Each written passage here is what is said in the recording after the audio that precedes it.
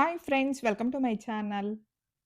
ಪ್ರತಿದಿನ ಹೊಸದೊಂದು ಟ್ವಿಸ್ಟು, ಕುತೂಹಲವನ್ನು ಹೆಚ್ಚು ಮಾಡ್ತಾ ಇರೋ ಕರ್ಣ ಕಥೆಯನ್ನು ಈ ವಿಡಿಯೋನಲ್ಲಿ ನೋಡೋದಕ್ಕೂ ಮುಂಚೆ ಚಾನಲ್ನ ಸಬ್ಸ್ಕ್ರೈಬ್ ಮಾಡಿಕೊಂಡು ಸಪೋರ್ಟ್ ಮಾಡಿ ಫ್ರೆಂಡ್ಸ್.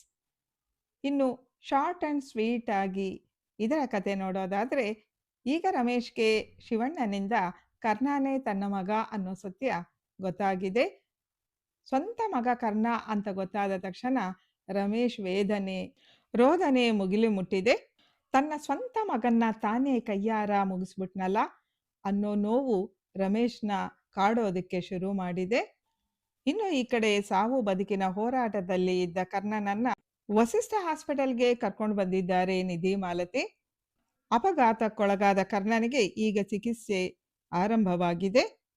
ಕರ್ಣನ ಸ್ಥಿತಿ ನೋಡಿ ಕಣ್ಣೀರು ಹಾಕ್ತಾ, ಕೃಷ್ಣ, ನನ್ನ ಕರ್ಣನನ್ನ ಕಾಪಾಡು, ನನ್ನಿಂದ ದೂರ ಮಾಡಬೇಡ, ಅವ್ರಿಗೆ ಏನೂ ಆಗಬಾರ್ದು ಅಂತ ತನಗೆ ಇಷ್ಟವಾದ ದೇವರು ಕೃಷ್ಣನನ್ನ ಪ್ರಾರ್ಥನೆ ಮಾಡ್ತಿದ್ದಾಳೆ ನಿಧಿ. ಸೊಸೆಗೆ ಸಮಾಧಾನ ಮಾಡ್ತಾ ಇದ್ದಾಳೆ ಮಾಲತಿ. ಅದೇ ಸಮಯಕ್ಕೆ ಅಲ್ಲಿಗೆ ಅಜ್ಜಿನೂ ಬಂದಿದ್ದಾರೆ. ವಿಷಯ ಅವ್ರಿಗೂ ಗೊತ್ತಾಗಿ ಅವರು ಕಣ್ಣೀರು ಸುರಿಸ್ತಾ ಇದ್ದಾರೆ. ರಕ್ತ ತುಂಬಾನೇ ಹೋಗಿರೋದ್ರಿಂದ ನಾವು ಏನು ಹೇಳಕ್ಕಾಗ್ತಿಲ್ಲ, ನಮ್ಮ ಪ್ರಯತ್ನ ನಾವು ಮಾಡ್ತೀವಿ ಅಂತಿದ್ದಾರೆ ಡಾಕ್ಟರ್. ಅವ್ರು ಹೇಳಿದ್ದು ಕೇಳಿ ಮತ್ತಿಷ್ಟು ಕಂಗಾಲಾಗಿದ್ದಾರೆ ನಿಧಿ ಮಾಲತಿ ಅಜ್ಜಿ. ಆದರೆ ಸಮಾಧಾನ ಮಾಡಿಕೊಂಡ ಮಾಲತಿ ನಿಧಿಗೆ ಧೈರ್ಯ ಹೇಳಿ, ನೀನು ಒಬ್ಬ ಡಾಕ್ಟರ್ ಆಗಿ ಕರ್ಣನ್ಗೆ ಆಪರೇಷನ್ ಮಾಡು. ಸತಿ ಸಾವಿತ್ರಿ ಮುಂತಾದವರು ಹೋರಾಟ ಮಾಡಿ ತಮ್ಮ ಗಂಡನ ಪ್ರಾಣವನ್ನು ಕಾಪಾಡ್ಕೊಳ್ಳಿಲ್ವಾ, ಹಾಗೆ ನೀನು ಧೈರ್ಯವಾಗಿ ಆಪರೇಷನ್ ಮಾಡಿ ನಿನ್ನ ಗಂಡನ ಪ್ರಾಣವನ್ನು ಕಾಪಾಡ್ಕೋ, ಅದು ನಿನ್ನಿಂದಾನೇ ಸಾಧ್ಯ ಅಂತ ಧೈರ್ಯನ ತುಂಬಿ ನಿಧಿನ ಕರ್ಣನ್ಗೆ ಆಪರೇಷನ್ ಮಾಡಿಸೋದಕ್ಕಾಗಿ ಕಳಿಸಿದ್ದಾರೆ. ಎಲ್ಲ ಡಾಕ್ಟರ್ಸ್ ಜೊತೆ ಸೇರಿ ನಿಧಿ ಕೂಡ ಕರ್ಣನ್ಗೆ ಆಪರೇಷನ್ ಮಾಡ್ತಿದ್ದಾಳೆ. ನೋವನ್ನೆಲ್ಲ ಒಂದು ಬದಿಗಿಟ್ಟು ಡಾಕ್ಟರ್ ಆಗಿ ತನ್ನ ಕರ್ತವ್ಯವನ್ನು ಮಾಡ್ತಿದ್ದಾಳೆ. ಅದೇ ಸಮಯಕ್ಕೆ ಒಂದು ಶಾಕಿಂಗ್ ನ್ಯೂಸ್ ಮಾಲತಿ ಮತ್ತು ಅಜ್ಜಿಗೆ ಗೊತ್ತಾಗಿದೆ. ಅಲ್ಲಿಗೆ ಬಂದ ಇನ್ಸ್ಪೆಕ್ಟರ್, ಕರ್ಣನ ಮೇಲೆ ಬೇಕು ಅಂತಾನೆ ಯಾರೋ ಆಕ್ಸಿಡೆಂಟ್ ಮಾಡಿಸಿದ್ದಾರೆ, ಸಿಸಿ ಕ್ಯಾಮೆರಾನಲ್ಲಿ ರೆಕಾರ್ಡ್ ಆಗಿದೆ. ಅಪಘಾತವಾದ ಸ್ಥಳಕ್ಕೆ ಒಬ್ಬರು ಬಂದು ಕರ್ಣನ ಮೊಬೈಲ್ ತಗೊಂಡು ಹೋಗಿದ್ದಾರೆ. ಆದ್ರೆ ಆ ವ್ಯಕ್ತಿ ಯಾರು ಅಂತ ನಮಗೆ ಗೊತ್ತಾಗ್ತಾ ಇಲ್ಲ, ನೀವೇ ನೋಡಿ ಅಂತ ತಮ್ಮ ಮೊಬೈಲಲ್ಲಿ ಸಿಸಿ ಕ್ಯಾಮೆರಾನಲ್ಲಿ ರೆಕಾರ್ಡ್ ಆಗಿರೋ ವಿಡಿಯೋನ ತೋರಿಸಿದ್ದಾರೆ. ಅದನ್ನ ನೋಡಿರೋ ಅಜ್ಜಿ ಬಿಗ್ ಶಾಕ್ ಆಗಿದ್ದಾರೆ. ಮಾಲತಿ ಕೂಡ ಅದನ್ನ ನೋಡಿ ಬೆಚ್ಚಿ ಬಿದ್ದಿದ್ದಾಳೆ. ಇನ್ಸ್ಪೆಕ್ಟರ್, ಇವರು ಬೇರೆ ಯಾರು ಅಲ್ಲ, ನನ್ನ ಮಗ ರಮೇಶ್. ಇಷ್ಟು ದಿನ ತನ್ನ ಮಗ ಕರ್ಣ ಅಲ್ಲ ಅಂತ ದ್ವೇಷ ಸಾಧಿಸ್ತಾ ಇದ್ದ, ಈಗ ನೇರ ಅವನನ್ನ ಮುಗಿಸೋದಿಕ್ಕೆ ಹೊರಟಿದ್ದಾನೆ.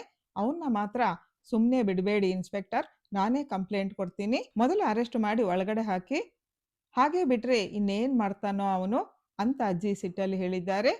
ಸರಿ ಮೇಡಮ್, ಮುಂದಿನ ಕೆಲಸ ನಾವು ನೋಡ್ಕೊಳ್ತೀವಿ ಅಂತ ಹೇಳಿ ಇನ್ಸ್ಪೆಕ್ಟರ್ ಅಲ್ಲಿಂದ ಹೋಗಿದ್ದಾರೆ. ಅತ್ತೆ, ಕೊನೆಗೆ ಕರ್ಣನನ್ನೇ ಮುಗಿಸೋದಿಕ್ಕೆ ಹೊರಟಿದ್ದಾರಲ್ಲ ಇವರು, ಯಾಕತ್ತೆ ಇಂಥ ಕೆಲಸ ಮಾಡಿದ್ರು ಅಂತ ಕಣ್ಣೀರು ಹಾಕ್ತಾ ಮಾಲತಿ ಕೇಳ್ತಿದ್ದಾಳೆ. ಅದೇ ಸಮಯಕ್ಕೆ ಅಲ್ಲಿಗೆ ಬಂದ ನಿಧಿ, ಯಾಕತ್ತೆ ಅಳ್ತಾ ಇದ್ದೀರಾ, ಏನಾಯಿತು ಅಂತ ಕೇಳಿದ್ದಾಳೆ. ನಿಧಿ, ಕರ್ಣನ್ಗೆ ಆಕ್ಸಿಡೆಂಟ್ ಮಾಡಿಸಿದ್ದು ಯಾರು ಅಂತ ಗೊತ್ತಾಯ್ತು, ರಮೇಶೇ ಅದನ್ನ ಮಾಡಿಸಿದ್ದು ಅಂತ ಅಜ್ಜಿ ಸಿಟ್ಟಲ್ಲಿ ಹೇಳಿದ್ದಾರೆ. ಏನು ಹೇಳ್ತಿದ್ದೀರಾ ಅಜ್ಜಿ ನೀವು, ನನ್ನ ಕೈಲಿ ನಂಬೋದಕ್ಕೆ ಆಗ್ತಿಲ್ಲ, ಮಾವ ಯಾಕೆ ಇಂಥ ಕೆಲಸ ಮಾಡಿದ್ದಾರೆ ಅಂತ ನಿಧಿ ಕೇಳೋ ಸಮಯಕ್ಕೆ ಅಲ್ಲಿಗೆ ಕಣ್ಣೀರು ಹಾಕ್ತಾ ಓಡೋಡಿ ಬಂದಿದ್ದಾನೆ ರಮೇಶ್. ಕರ್ಣ ಕರ್ಣ ಅಂತ ಕರೀತಾ ಬರ್ತಿದ್ದ ರಮೇಶ್ನ, ನಿಂತ್ಕೋ, ನೀನು ಕರ್ಣನನ್ನ ನೋಡ್ಕೊಡ್ದು, ಛೀ ಪಾಪಿ, ನೀನು ಇಂಥ ಕೆಲಸ ಮಾಡ್ತೀಯಾ ಅಂತ ನಾನು ಅಂದ್ಕೊಂಡಿರ್ಲಿಲ್ಲ, ಯಾವತ್ತಿಗೂ ನೀನು ಬದಲಾಗಲ್ವಲ್ಲ ಅಂತ ಅಜ್ಜಿ ಬೈತಿದ್ದಾರೆ. ಮಾವ, ಇಂಥ ಕೆಲಸ ಮಾಡೋದಕ್ಕೆ ಹೇಗ್ ಮಾವ ನಿಮಗೆ ಮನಸ್ಸು ಬಂತು, ಇಷ್ಟು ದಿನ ಕರ್ಣ ಸರ್ ಮೇಲೆ ದ್ವೇಷ ಸಾಧಿಸ್ತಾ ಇದ್ರಿ, ಕೊನೆಗೆ ಅವರನ್ನು ಮುಗಿಸೋದಿಕ್ಕೆ ಹೋಗಿದ್ದೀರಲ್ಲ, ನಿಮ್ಮ ಮಗ ಅಲ್ಲ ಅನ್ನೋ ಕಾರಣಕ್ಕೆ ತಾನೆ ಇಷ್ಟೆಲ್ಲ ಮಾಡ್ತಿರೋದು. ನೀವು ಒಬ್ಬ ಮನುಷ್ಯರ, ನೀವು ಎಷ್ಟೇ ದ್ವೇಷ ಸಾಧಿಸಿದ್ರು ಅವರು ನಿಮ್ಮ ಮೇಲೆ ಅಪಾರವಾದ ಗೌರವ ಪ್ರೀತಿ ಇಟ್ಕೊಂಡಿದ್ರು, ಆದ್ರೆ ಕೊನೆಗೂ ನೀವು ಏನ್ ಮಾಡಿದ್ರಿ, ಆ ದೇವರು ಕೂಡ ನಿಮ್ಮನ್ನ ಕ್ಷಮಿಸಲ್ಲ ಮಾವ ಅಂತ ನಿಧಿ ಆಕ್ರೋಶದಲ್ಲಿ ಹೇಳಿದ್ದಾಳೆ. ನನ್ನ ಮಗನೇ ಕರ್ಣ ಅಂತ ಹೇಳಕ್ಕಾಗ್ದೆ ಒದ್ದಾಡ್ತಿದ್ದಾನೆ ರಮೇಶ್. ಇನ್ನು ಅಲ್ಲಿಗೆ ಬಂದ ಡಾಕ್ಟರ್, ಕರ್ಣನಿಗೆ ತುಂಬಾ ರಕ್ತ ಹೋಗಿರೋದ್ರಿಂದ ಇಮ್ಮಿಡಿಯೇಟ್ ಆಗಿ ರಕ್ತವನ್ನು ಕೊಡಬೇಕು ಅಂತ ಹೇಳಿದ್ದಾರೆ. ಅದನ್ನ ಕೇಳಿಸ್ಕೊಂಡ ರಮೇಶ್ ಡಾಕ್ಟರ್ ಹತ್ರ ಬಂದು, ನನ್ನ ಬ್ಲಡ್ ಗ್ರೂಪು ಕರ್ಣನ ಬ್ಲಡ್ ಗ್ರೂಪು ಒಂದೇ, ನಾನು ಕರ್ಣನ್ಗೆ ಬ್ಲಡ್ ಕೊಡ್ತೀನಿ ಅಂತ ಹೇಳಿದ್ದಾರೆ. ಆಗ ರಮೇಶ್ ಬ್ಲಡ್ ಅನ್ನ ಡಾಕ್ಟರ್ ತಗೊಂಡಿದ್ದಾರೆ.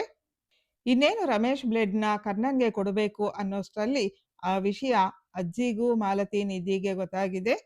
ಛೀ ಪಾಪಿ! ನಿನ್ನ ರಕ್ತ ನನ್ನ ಕರ್ಣನ್‌ಗೆ ಬೇಕಾಗಿಲ್ಲ. ನೀನು ಒಂದು ವಿಷ ಸರ್ಪ ಇದ್ದಂಗೆ. ನಿನ್ನ ರಕ್ತಾನೂ ವಿಷಾನೇ. ಅದನ್ನ ಕೊಟ್ರೆ ನನ್ನ ಕರ್ಣ ಬದುಕಲ್ಲ ಕಣೋ ಅಂತ ರಮೇಶ್ ಕೊಟ್ಟ ಬ್ಲಡ್ ಬಾಟಲ್ಸ್‌ನ ಕೆಳಗಡೆ ಬಿಸಾಕಿದ್ದಾರೆ ಅಜ್ಜಿ. ಅಜ್ಜಿ ಮಾಡಿರೋ ಕೆಲಸ ನೋಡಿ ಎಲ್ಲರೂ ಶಾಕ್ ಆಗಿದ್ದಾರೆ.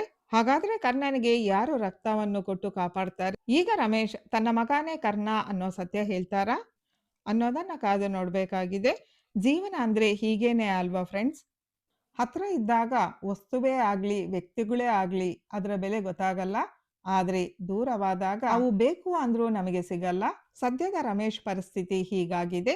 ಇನ್ನು ಈ ಕಡೆ ನಯನತಾರ ಖುಷಿಯಿಂದ ಭುವನೇಶ್ವರಿ ಹತ್ರ ಬಂದು, ಕರ್ಣನಿಗೆ ಆಕ್ಸಿಡೆಂಟ್ ಆಗಿದೆ, ಮಾಡ್ಸಿದ್ದು ನಾನೇ. ಈಗ ಸಾವು ಬದುಕಿನ ಮಧ್ಯೆ ಹೋರಾಡ್ತಾ ಇದ್ದಾನೆ. ಹೇಗಿದೆ ನನ್ನ ಪ್ಲಾನು ಅಂತ ನಗ್ತಾ ಹೇಳಿದ ನಯನತಾರ ಕೆನ್ನೆಗೆ ಸಿಟ್ಟಲ್ಲಿ ಜೋರಾಗಿ ಹೊಡೆದಿದ್ದಾಳೆ ಭುವನೇಶ್ವರಿ. ಭುವನೇಶ್ವರಿ ಯಾವತ್ತೂ ವಸಿಷ್ಠ ಕುಟುಂಬಕ್ಕೆ ತೊಂದರೆ ಕೊಡಬೇಕು ಅಂತ ಬಯಸಿದ್ದಾಳೆ. ಆದರೆ ಅವರ ಪ್ರಾಣ ತೆಗಿಬೇಕು ಅಂತ ಬಯಸಿಲ್ಲ. ತನಗೆ ಮೋಸ ಮಾಡಿ ಹೋದ ರಮೇಶ್ ಹೆಂಡತಿ ಮಾಲತಿಗೆ ಡೈವರ್ಸ್ ಕೊಡಬೇಕು ಅಂತ ಆಸೆ ಪಟ್ಟಿದ್ದಾಳೆ. ಅದಕ್ಕೆ ಕೈ ಜೋಡಿಸಿದ್ದಾಳೆ ನಯನತಾರ. ಆದ್ರೆ ಇಲ್ಲಿ ಆಗಿದ್ದೇ ಬೇರೆ. ನೇರ ಕರ್ಣನಿಗೆ ಅಪಘಾತ ಮಾಡಿಸಿದ್ದಾಳೆ ತಾರಾ. ಇದನ್ನ ಕೇಳಿರೋ ಭುವನೇಶ್ವರಿಗೆ ತುಂಬಾ ನೋವಾಗಿದೆ. ಹಾಸ್ಪಿಟಲ್ಗೆ ಓಡೋಡಿ ಬಂದು ಕರ್ಣ ಇದ್ದ ರೂಮ್ಗೆ ಬಂದಿದ್ದಾಳೆ. ನಿನಗೆ ಈಗ ಆಗ್ಬೇಕು ಅಂತ ನಾನು ಬಯಸಿಲ್ಲ. ನನ್ನಿಂದ ಗೊತ್ತಿಲ್ಲದೆ ಆಗಿದ್ದ ತಪ್ಪುಗೆ ಕ್ಷಮಿಸಿಬಿಡು ಕರ್ಣ ಅಂತ ಕರ್ಣನ ಕೈ ಮೇಲೆ ತನ್ನ ಕೈನ ಇಟ್ಟಿದ್ದಾಳೆ. ಕರ್ಣನೇ ತನ್ನ ಮಗ ಅನ್ನೋ ಫೀಲಿಂಗ್ ಆ ಮಾತೃ ಹೃದಯಕ್ಕೆ ತಲುಪಿದೆ. ತುಂಬಾ ಎಮೋಷನಲ್ ಆಗಿದ್ದಾಳೆ ಭುವನೇಶ್ವರಿ. ಆದ್ರೆ ಪ್ರಜ್ಞಾಹೀನ ಸ್ಥಿತಿಯಲ್ಲಿ ಮಲಗಿರೋ ಕರ್ಣನಿಗೆ ತನ್ನ ಮುಂದೆ ಬಂದಿದ್ದು ತನ್ನ ತಾಯಿನೇ ಅನ್ನೋ ಸತ್ಯ ಗೊತ್ತಿಲ್ಲ. ಇನ್ನು ರಮೇಶೇ ತನ್ನ ತಂದೆ ಅನ್ನೋದು ಗೊತ್ತಿಲ್ಲ. ಆದ್ರೆ ರಮೇಶ್ಗೂ ಸೀತಾ ಅಂದರೆ ಭುವನೇಶ್ವರಿಗೂ ತಮ್ಮ ಮಗ ಕರ್ಣನೇ ಅನ್ನೋ ಸತ್ಯ ಗೊತ್ತಾಗಿದೆ. ಈಗ ಅವರೇ ನನ್ನ ತಂದೆ ತಾಯಿಗಳು ಅನ್ನೋದು ಗೊತ್ತಾಗ್ಬೇಕಾಗಿರೋದು ಕರ್ಣನಿಗೆ. ಆದ್ರೆ ಇಲ್ಲಿ ಒಂದು ಟ್ವಿಸ್ಟ್ ಇದೆ. ಆದ ಅಪಘಾತದಿಂದ ಕರ್ಣ ಹಳೆ ನೆನಪುಗಳನ್ನು, ವ್ಯಕ್ತಿಗಳನ್ನು ಮರೆಯುವ ಪರಿಸ್ಥಿತಿಗಳು ಬರುತ್ತೆ ಅಂತ ಹೇಳಲಾಗ್ತಿದೆ. ಅದರ ಪೂರ್ತಿ ವಿವರಗಳು ಗೊತ್ತಾಗಬೇಕಾಗಿದೆ. ಮತ್ತಿಷ್ಟು ವಿವರಗಳನ್ನು ಮುಂದಿನ ವಿಡಿಯೋನಲ್ಲಿ ನೋಡೋಣ. Thanks for watching. Bye friends.